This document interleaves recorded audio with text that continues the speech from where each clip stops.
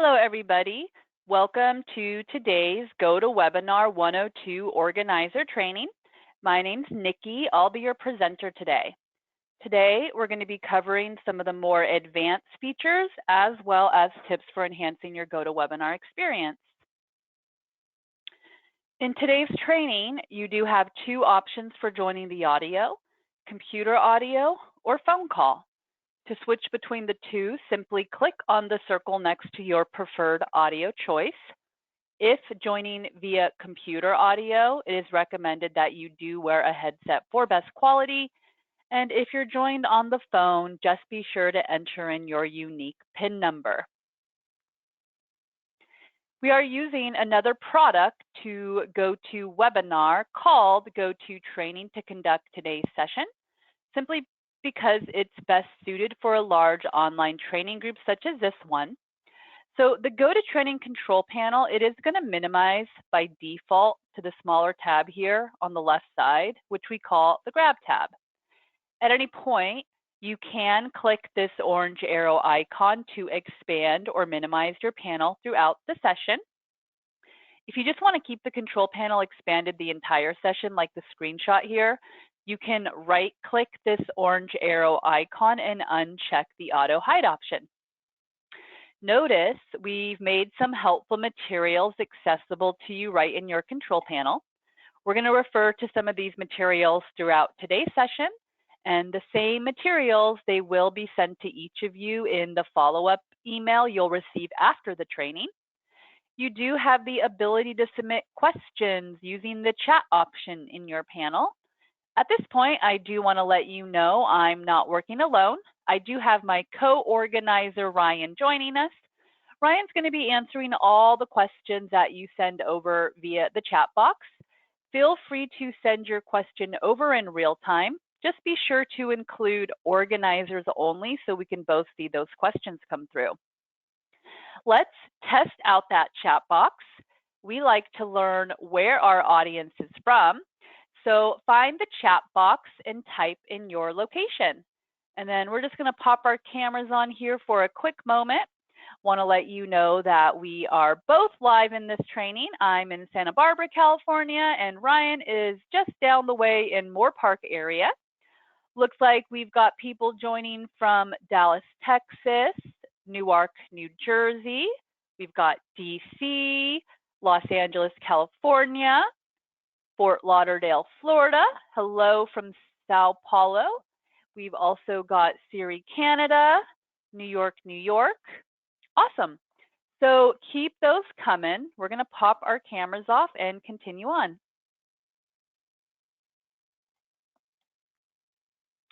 And then just a reminder, this is the 102 GoToWebinar training. So this class is developed for the person who's on the newer side of running webinars and is ready to learn more about the webinar process and the advanced tips on using GoToWebinar. So in this training, we do assume that you've already taken the 101 class or have a working knowledge of the product. And I do want to take a moment to highlight our support site. This is the first material in the materials section. And hopefully you are familiarized with the site, but if not, it's where you can find training videos, help articles, and user guides. It's a great resource for you as an organizer, and I'll take you on a brief tour of that in just a moment. So here is our agenda. We're going to be taking a deeper dive into tips for preparing your presentation and building in engagement. Today's live demo, we're going to review features in your account, followed by how to set up a dry run and why it's important. Then we're going to review troubleshooting tips, so what to do if something goes awry. Then we're going to close out our training with key takeaways and end with any remaining questions. So let's look at how to keep your audience engaged during your event. So how many of you out there get distracted or multitask during the webinars you attend? I know it's hard not to. We do have the vast lure of the internet at our fingertips, not to mention email and instant messengers. So the average adult attention span is only 8 seconds, which is less than a goldfish. So it's really easy to get distracted.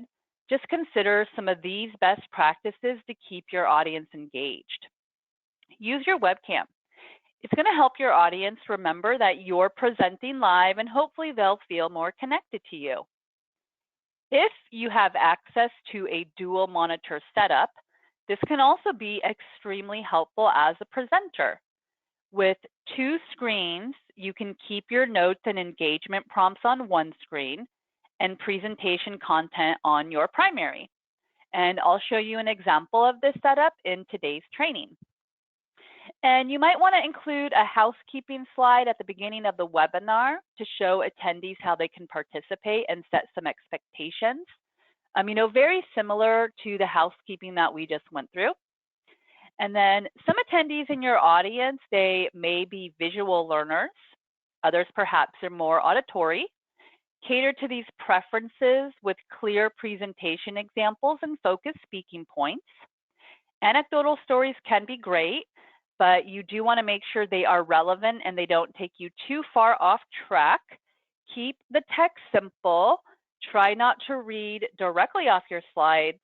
Instead, you should use bullet points to springboard into speaking topics.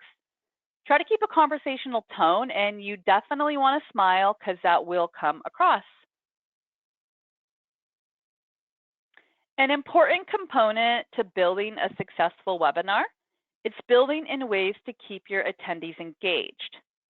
So from the dashboard tab here, you can easily monitor the attendee engagement levels throughout your webinar, and you can determine if you need to bring their attention back to your presentation. So what can you do if you notice that the attentiveness in the webinar is low? So you do have several options. Stop to take some live questions, or have the attendees respond by raising their hand or typing their answer into the questions window. This will get them thinking, and it's going to draw their attention back into the webinar and content. Use inflection in your voice. Try to change your speaking cadence and tone. Consider including some back and forth conversation with staff member. The exchange between speakers, it's going to intrigue your audience. And of course, launching a poll, it's going to also refocus attendees back to your presentation and allow them to participate. So we do recommend building a few into your webinar for situations just like this. And you don't actually have to launch the poll, but it's nice they're there if you need them. All right, so speaking of polls, let's actually launch our first one of this training. I'm going to have you vote directly on your screen. How will you increase attentiveness in your webinars? And for this one, you can select all the options that apply.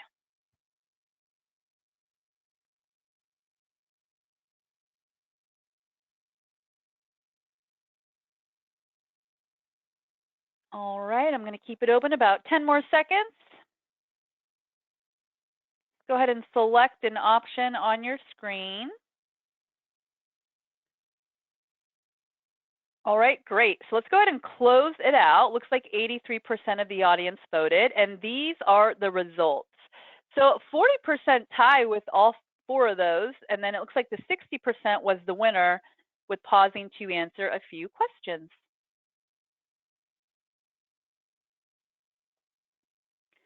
So up to this point, we reviewed the planning for your webinar, including housekeeping and interaction. So we do review how to schedule webinars from start to finish in our 101 training. So here in the 102 training, we're going to look at a webinar that's already been scheduled, and we're going to talk about some advanced features and best practices. So I'm already logged in to the webinar website, GoToWebinar.com. And as mentioned, I do want to point out that support site. So if you're logged into your account, you can click the little circle up here and then select support, which will take you here. So there's a search bar we're going to come back to, but I do want to point out these tiles at the bottom. Get started. Especially if you didn't join our 101 class, we go over scheduling, but you can always find a step-by-step article here. This tile here is going to be more in-session and post-session features, like how to use a control panel, give keyboard and mouse control. And then we have a section for account admins and billing contacts. Then under the resources, I always like to point out our community, as this is another area to get support. And what I like about the community is you can browse and see what other customers are asking, get some ideas on how they're using GoToWebinar. And if you subscribe to the community, you could actually pop in feedback and product suggestions, because we do monitor it internally. Right here where it says free training, this will take you to our training catalog where you can register for future 101 and 102 classes. Definitely check out 101 if you haven't yet.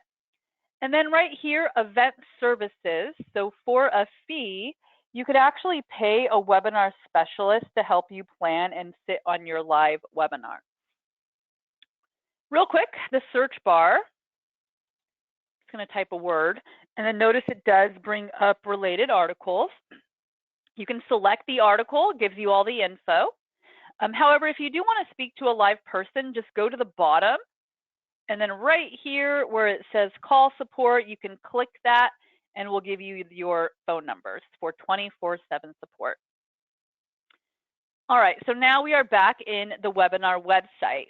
We already have a webinar scheduled here. And then I do want to point out these 3 dots right here. So specifically the practice button. Now in our 101 class, we do recommend starting your live webinar in practice mode. Now, another reason you could use the practice button is to get familiar with the control panel. Now, the only people who are allowed to join practice mode with you are going to be invited staff members. So if your webinar is in practice mode, the attendees cannot join.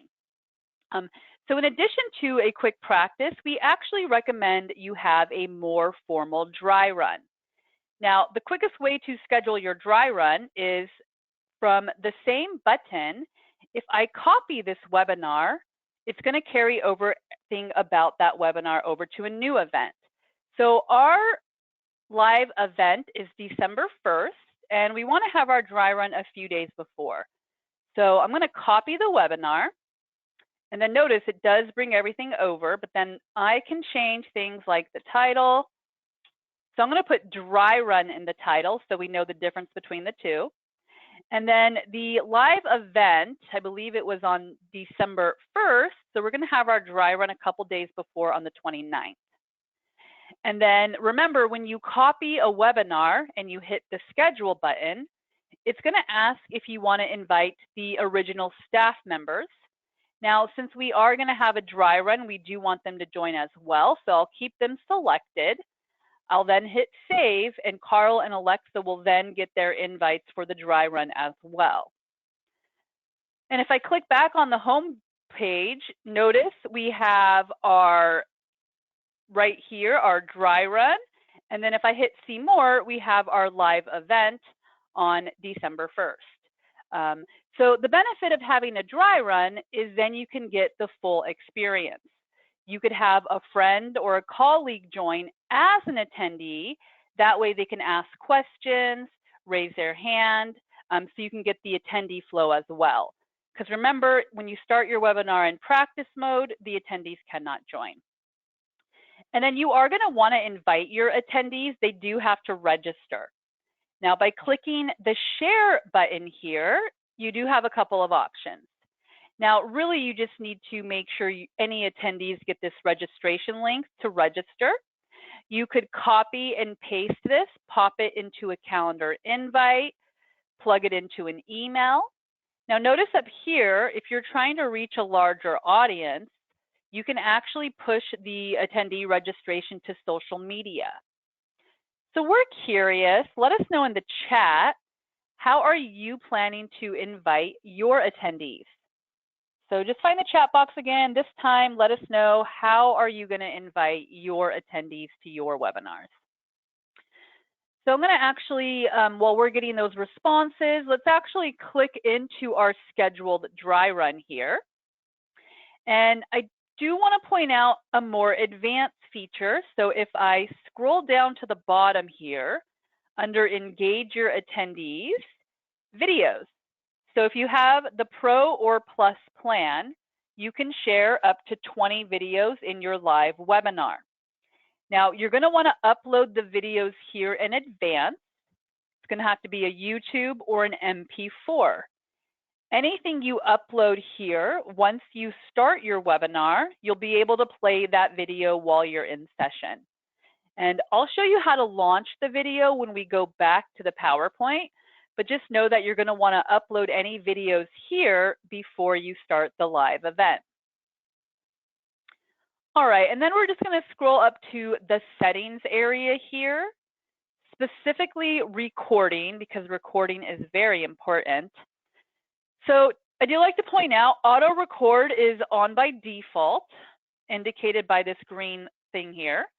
Now, that means once an organizer starts the broadcast, our system will auto record. Now, if you don't want to auto record, or perhaps you would just want to record at another point in the webinar, you can turn auto record off, then you could manually record at any moment. And the default save location for the recording, it's going to be your video library, which we'll take a look at momentarily. Then you're going to want to decide whether or not you want to include the webcams in the recording. Now, the other option, it doesn't include the webcams, but if you want, you can have the recording saved locally to your computer. Scrolling up, this is the video library. I just want to click into it real quickly because we will cover this when we go over back to PowerPoint. Same with analytics. So now I'm going to actually click back on the dashboard tab here, and I'm going to hit the schedule button. So as I mentioned prior, in the 101 class, we do show you from start to finish how to schedule and host a live standard webinar. Now, if you have the Pro or Plus plan for GoToWebinar, you are going to see the recorded and the webcast options. So the recorded option, there's no organizer needed. So it's not even, you don't even have to log in and start it. Basically, with the recorded option, also known as simulated live, you're able to take a recording and turn it into what looks like a live event. So first things first, you do have to record a webinar with or without an audience and make sure it's saved in your video library. Any interaction that happened in the original recording, it's going to carry over to your recorded event. So for instance, say that you launched polls in the original recording. When you turn that into a recorded event, anybody who views it will then also be able to participate in those polls. For the recorded option, it's only going to be available during the time that you specify here. Or notice, if you click on the on-demand option, anyone can click and register for the recorded event and watch it until you specify an end date. Then you're going to, of course, add a recording from your video library. The other option, it's live, you are there, you have to start it, but it's a webcast. Now, webcast is great if you're trying to reach a larger audience. So for instance, if you have the Plus webinar plan, you can bring the attendee limit from 1,000 to 3,000. So it's great for lead generation and company-wide meetings. I do want to point out, if you schedule the webinar in webcast, your attendees will have a no download experience. They're going to join through their browser. It also takes away the telephone option, so they can only join on their computer audio, and they're not able to be unmuted, so they can only ask questions via text. Definitely check out the materials section for more information on the recorded and webcast options. All right, so during the live demo, I talked about sharing videos and recordings. Now, to play the video that you pre-uploaded, you're going to click the little screen drop down here, and notice under uploaded videos, it's going to show you the videos that you've uploaded. Simply select the video to play. An online player is going to pop open. Once you hit that play button, it's going to play in your webinar. Now, from the same drop down here, I do want to point out, if you have multiple screens, you can choose which monitor to share or both. The clean screen option, it will give it a more professional feel, so it will hide the icons, background, any pictures, and the taskbar at the bottom. Right here below just a window, you can actually just share a specific application versus the entire screen. And each webinar session, it's going to make one recording. So if you need to stop and start the recording to omit any section, so maybe like you don't want the breaks or Q&A to be in there, you can simply stop the record button, then click it again when you're ready, and the recording will pick up where it left off. And once uploaded, the recording can take a few moments to process before it's available in the video library here for viewing. And then you can actually click on the More button, the 3 dots near the recording, to get additional options.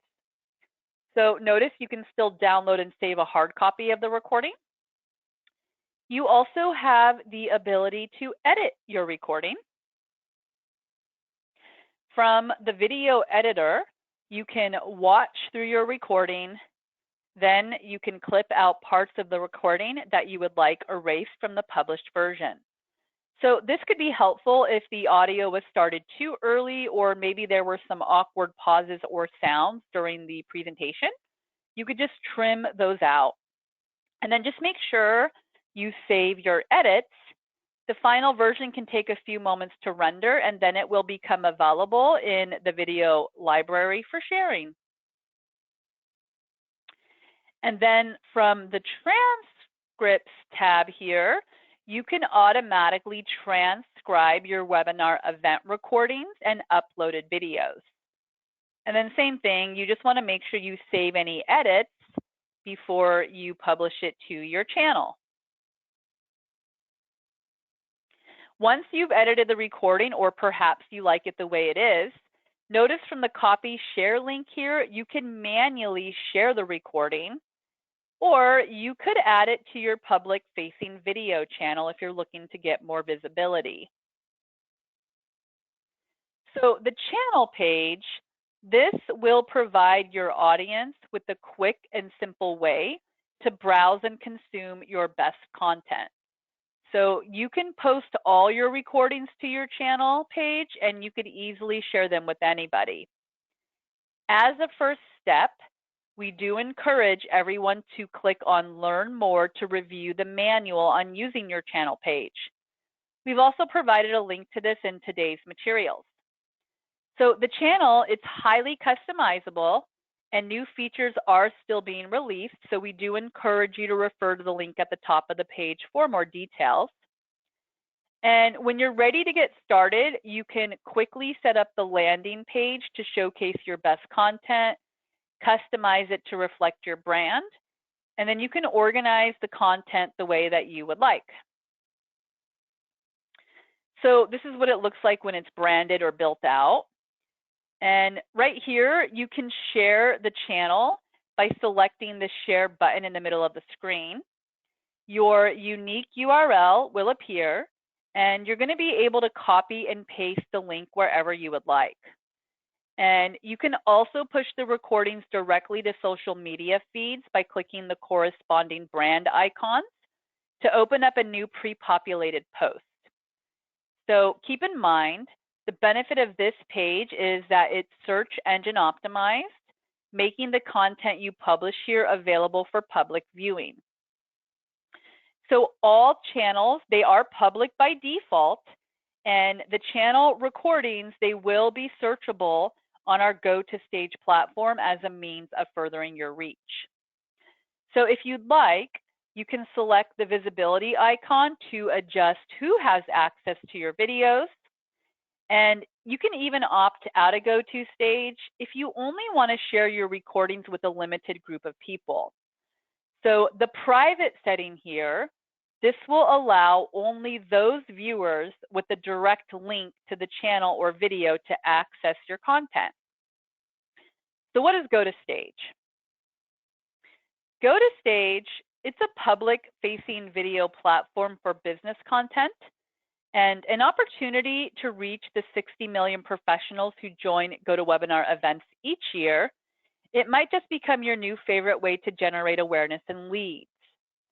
GoToStage is a one-page hub for on-demand webinars.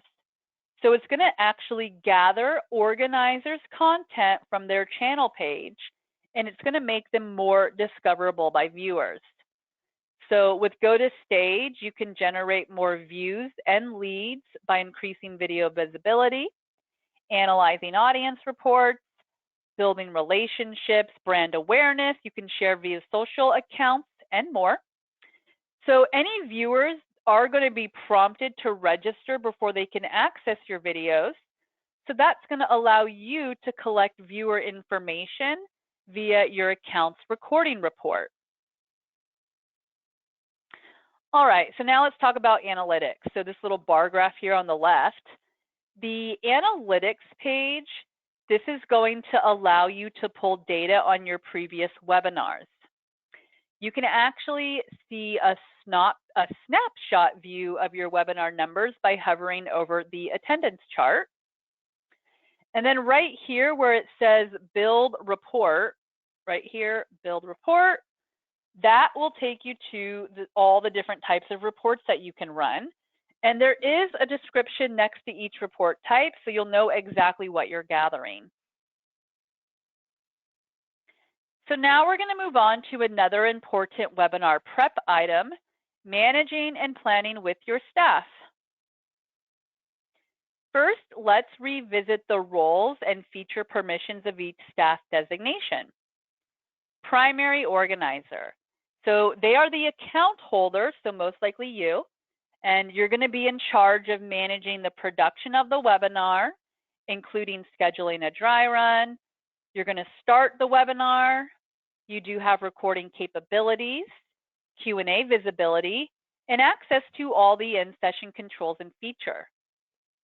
You're going to work super close with your co-organizer here.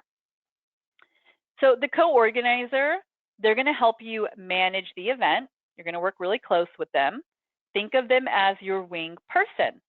They have full access to all the in-session features, so they can record, launch polls, Q&A management, similar to how Ryan is assisting me in the background today. Finally, we have the panelists. Now, they are often a guest speaker. They're still part of the staff, but they do have limited features. They can be made a presenter. They can share their own webcam. They can chat with other staff members only. Now, typically, they are there to present as a content expert, so they actually do not see the Q&A box. They cannot launch polls or start or end the webinar.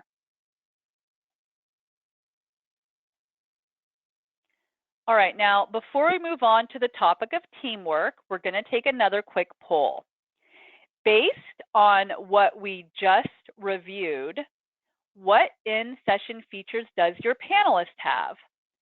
So here you can select everything that applies. I'll give you a hint. You're going to select everything but one thing. So your panelist has access to everything here except for one thing.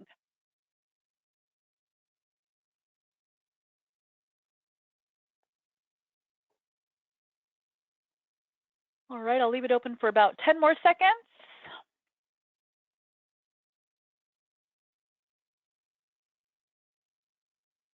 All righty, lots of responses. Let's go ahead and close it out. An awesome job.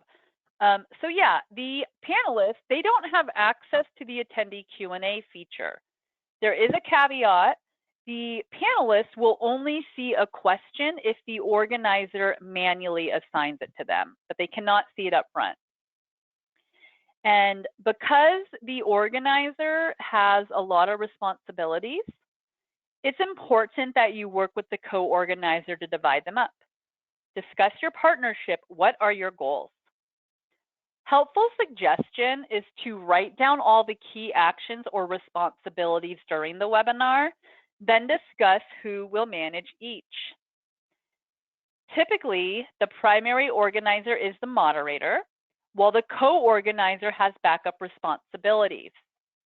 Now, the co-organizer, they should also have a copy of the presentation so that if the presenter's internet connection is lost or a computer freezes, they can always take over and start presenting. To this point, you do want to consider who will share their screen to run the presentation.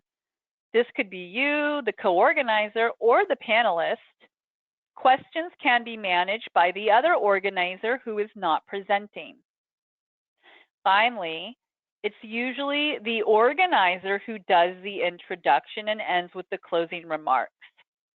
For a smooth start and finish to your webinar, you also want to decide if the organizer or co-organizer will begin and end the broadcast. The next topic is covering the dry run rehearsal with the co-organizer and panelists. Remember, setting up a dry run is as easy as selecting the option to copy the webinar, put dry run in the title. This will create a separate event for your dry run, just like we looked at during the demo. And a question that I often get asked is, well, what's the difference between a test session and a dry run? To respond, both are important. The difference is that a test session is an informal webinar for you and your co-organizer to practice connecting into audio, become familiar with the features, and discuss the different roles and responsibilities in webinars. A dry run should be conducted after you've practiced and have a good level of confidence with GoToWebinar's features. The dry run occurs before your live event. A dry run is a dress rehearsal for a specific webinar. It's to ensure that everybody, including your guest speaker, understands the key features and the webinar's presentation flow. Like a dress rehearsal, you're going to host the dry run as if it were a real webinar. I would even suggest recording the dry run so you can watch it after and make improvements. The dry run's aim is to increase the staff and guest speakers' comfort level with the join flow, pre-broadcast checks, and how to work together during the presentation. The entire staff, they should use the same computer and hardware during the dry run as they plan to during the live event, so there's no surprises. What exactly should be covered in the dry run? Again, you just want to go through it as if it were a live event. So start early, test audio, review muting controls, and prepare your presentation content. You should also review audio best practices with staff, ask them to practice muting and unmuting their audio line. Review the webinar's format with staff. Ensure your panelist and co-organizer are comfortable with their roles in any speaker transitions.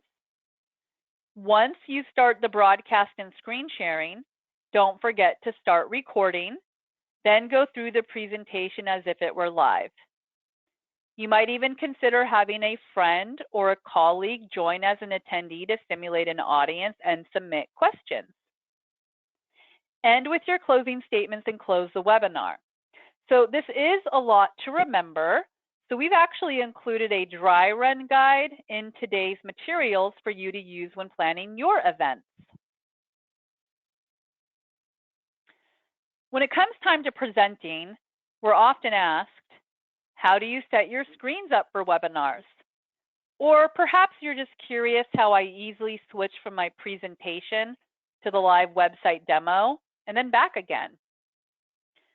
So on this slide, I have an example of how our training team configures our dual monitor setup. The GoToWebinar control panel and slideshow in presenter view is on the secondary monitor, while our full screen presentation displays on the primary.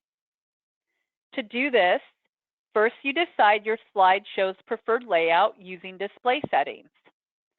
Swapping presenter view in PowerPoint allows you to choose which screen you'd like your presentation to display on.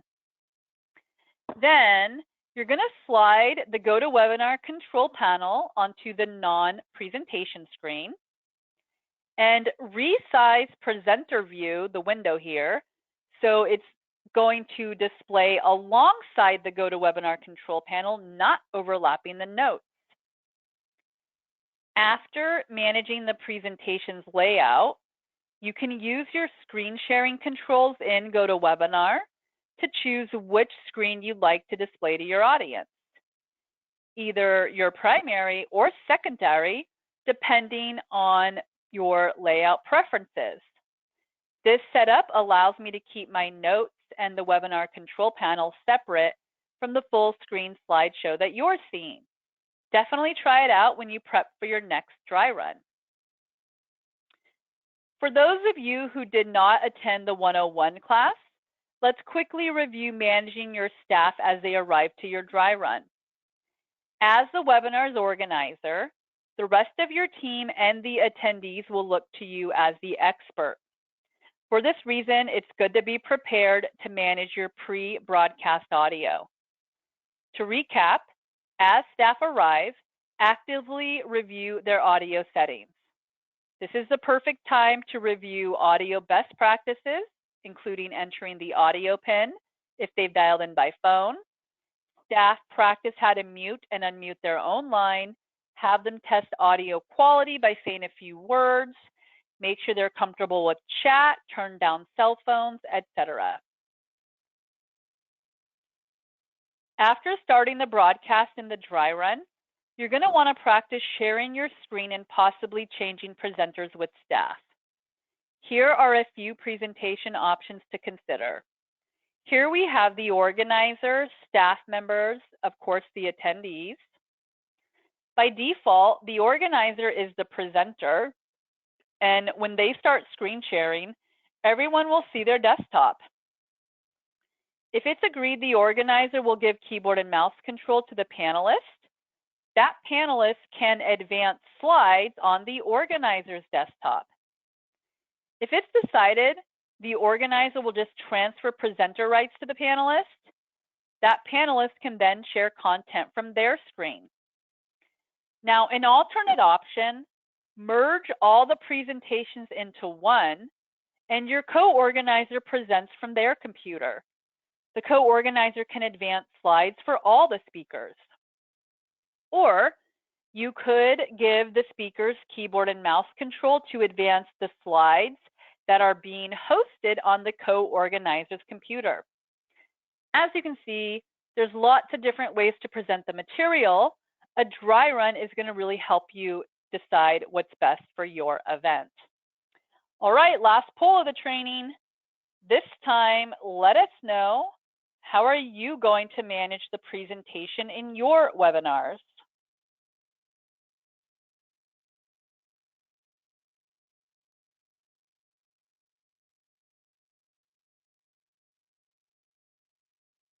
All right, I'll leave it open about 10 more seconds. So get your votes in, and if you haven't run a webinar, we have that option as well. All right, let's close it out, and these are the results. So a bit of a mixed bag, but we do have 40% asked my co-organizer to present, and then 20% tie between those other three, and nobody chose the one that shows 0.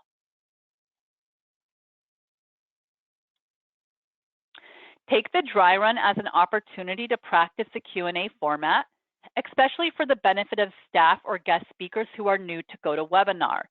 If you right-click on the question, you'll get the menu where you can actually flag questions. You might want to flag the questions that you want to follow up with aloud during live Q&A. And then remember, panelists don't have this questions box. The only way the panelists will ever see a question is if an organizer assigns it to the panelist. They will then just see the assigned question.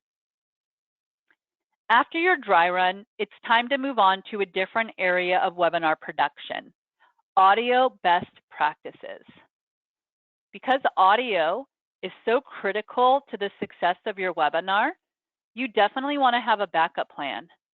Hardware, software, and the internet, it can place a wrench in even the most well-planned event. Take this slide as an opportunity to consider your backup plan. How will you react and manage the situation? How can you do your best to mitigate risk? In an optimal environment, computer audio, it may provide better audio quality. However, telephone does provide a safer option if it's independent from the internet. As an example, if the speaker dials in to the phone, then during the webinar they lose internet, well, their telephone audio will likely stay connected. And if they have a printed copy of their slides, they can continue to deliver their talking points. Write down the phone numbers, and then you want to consider practicing both audio modes, like how to switch from computer audio over to the phone and then back. Consider discussing a contingency plan during the dry run and again during the pre-broadcast. After covering this slide, just consider what's your plan going to be. Sometimes you've done everything right and issue still occurs.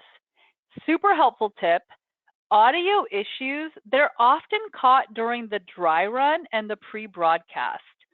So we always recommend you have your staff log into your live event 30 minutes early so you can run sound checks. First step, check for user error. Most of the time, that will address the root cause. Ask what hardware they are using. Encourage the use of headsets, and you want to avoid cell or speakerphones. Has every staff member made the appropriate audio selection in their control panel? As an example, if they dial into the telephone, they need to select telephone on their control panel, not mic and speakers. So you don't want it to look like this. You want it to match up and look like this. Now, you can also try to isolate the feedback or echo by muting all of the staff. Then you're going to unmute each staff member at a time to individually test their audio. Step 2. If the person causing the audio issue is on the phone, have them hang up and dial back in. Or they can try dialing one of our backup numbers here where it says problem dialing in. If you still can't get their phone to work, try to switch to computer audio. Hopefully you practice that as part of your contingency plan. Step 3. If the audio quality is not where you want it, check the audio status webpage located on the GoToWebinar support site to see if we are experiencing a rare outage that could be affecting your audio. Last step, you could always call us. Remember, we're here 24/7. We do have agents available, ready to troubleshoot. So to wrap up today's session, let's take a look at some common questions. These are a few of the common questions I receive as an event specialist. Can attendees and staff share their join links? So you do want to make sure people do not share join links. These are unique to each attendee and staff member and tied to their email address.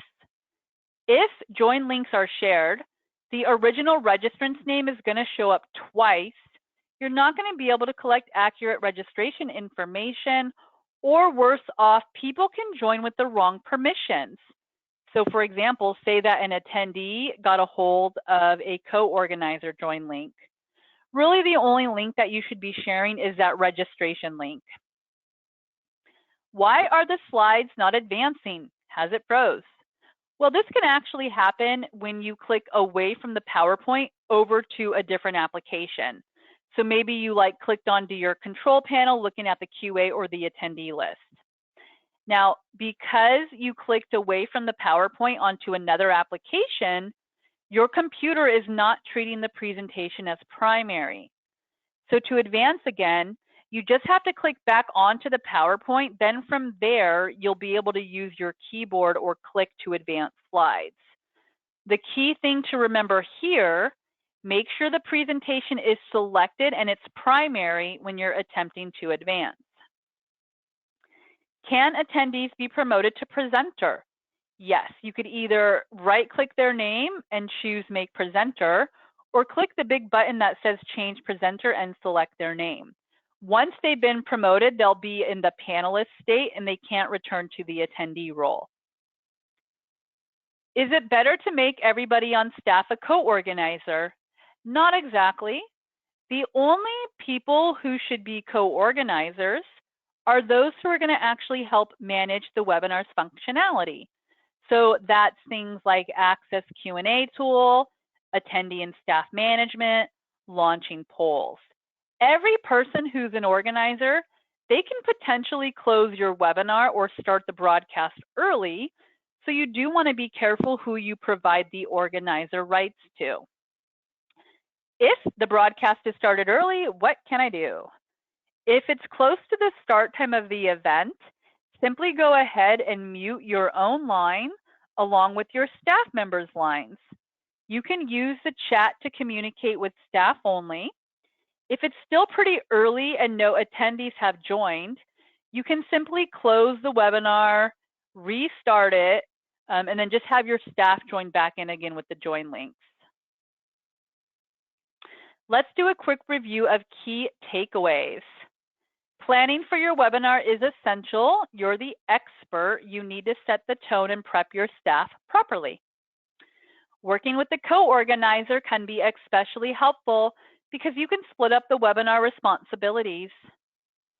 Take it upon yourself to become a webinar expert, which you're doing now by attending training. So hats off to everybody here. Always schedule a dry run before the big event, especially when you have staff that are new to GoToWebinar. And I really do encourage you to join the community. It's a great way to interact with other GoToWebinar users, and you can get some helpful insights. Now, if you feel like you could really still use some additional assistance before your next webinar, we're offering the opportunity for one of our product specialists to help you with any remaining questions before delivering your first event. The meeting is up to 30 minutes. It's at no cost to you. In this 30-minute meeting, we offer two options. You can run an informational pre-broadcast dry run with the specialist to cover best practices, or you could use the 30 minutes to ask in-depth feature-related questions. Just provide your preference when you complete the booking page. The booking option is only for those of you who participated in today's training. A link for the one-on-one meeting, it will be provided in about an hour in the follow-up email. To wrap up our session, we do want to remind you that our customer care and tech support teams are here 24/7. You can call in for support at any time or visit our support site and community online for self-services. A recording of the webinar training will be in the follow-up email. We do encourage you to review the recording while following along in your own account. Directly after the training, you will see a brief survey requesting feedback. We do appreciate any feedback you're willing to share. We do offer this training twice a week, and definitely join the 101 training if you haven't. So we are going to be staying on for additional questions. If you do have to leave, I want to wish you the best of luck and thanks for joining.